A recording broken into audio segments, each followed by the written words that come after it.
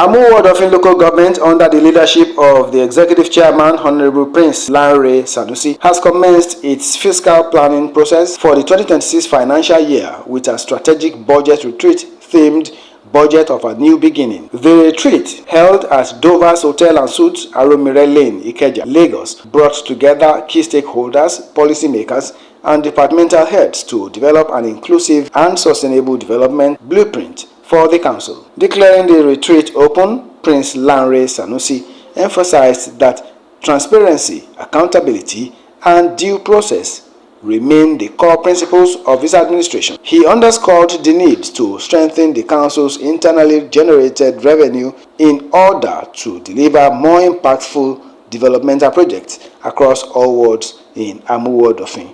We must project what we do. We must have transparent system. People must see what we are doing and what we are doing. Even the conference of local government chairman, we propose something. Where can you centralize social media? It was proposed by the former deputy governor, His Excellency Mr. Femi Pedro. People must see what we are doing. They must see other local governments. Our time shape,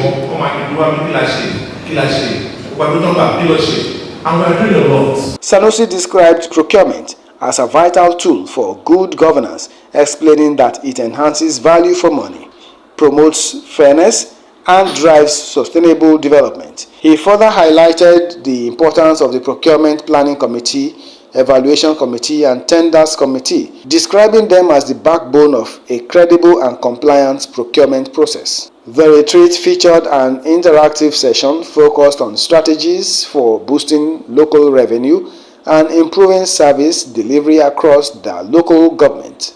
We intend to run a house-to-house enlightenment and street-to-street enlightenment in my tool to abreast all residents and companies that henceforth revenue matters in my tool is going to be a new beginning. First of all, unless a lot of untapped revenue within my area office, and try as much as possible to categorize our revenue generation. Because according to the vision of our Amuwo chairman, we have to maximize all our revenue points.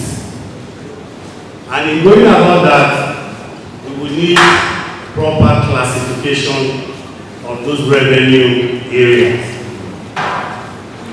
From the corporate to the medium business owners to the small scale businesses. So that in doing that, we would have a clear-cut target, a clear-cut objective of what we intend to achieve in the preceding year. We need to start by gathering information. And what I mean information, data, enumerations, and I will be going on the field with my soldiers, my revenue collectors, so that I will let them know that look, there's no way we can tamper with this without doing. And on a regular basis, I will be going out monitoring so that there will not be most of leakages. So I want to employ the chairman that the revenue officers need a seminar or training that can keep them on the right track. So we need something like seminar or training for the revenue officers. We are supposed to know the amount that they are charging for my own item, that's for the regulated practice. But most of the time, this will not be done. So by the time the member of the public pays, we don't know how much they give to us. They credit the environmental service department, that is the regulated practice. I want us to track it out here, sir. We need to be carried out. By the time they pay, if ours is 50, they charge them 100,000 or whatever. and the one that falls under my own department is 50,000. Let them credit us with 50,000. A major highlight of the event was the inauguration of statutory procurement committees by the Council's legal officer, an important step towards institutionalizing transparency and due process in the Council's operations. That I will be faithful and honestly discharge my duties as a member of the Tender Board Committee of Amuwo local government. I will perform my functions honestly to the best of my abilities in accordance with the provisions of Lagos State Public Procurement Law.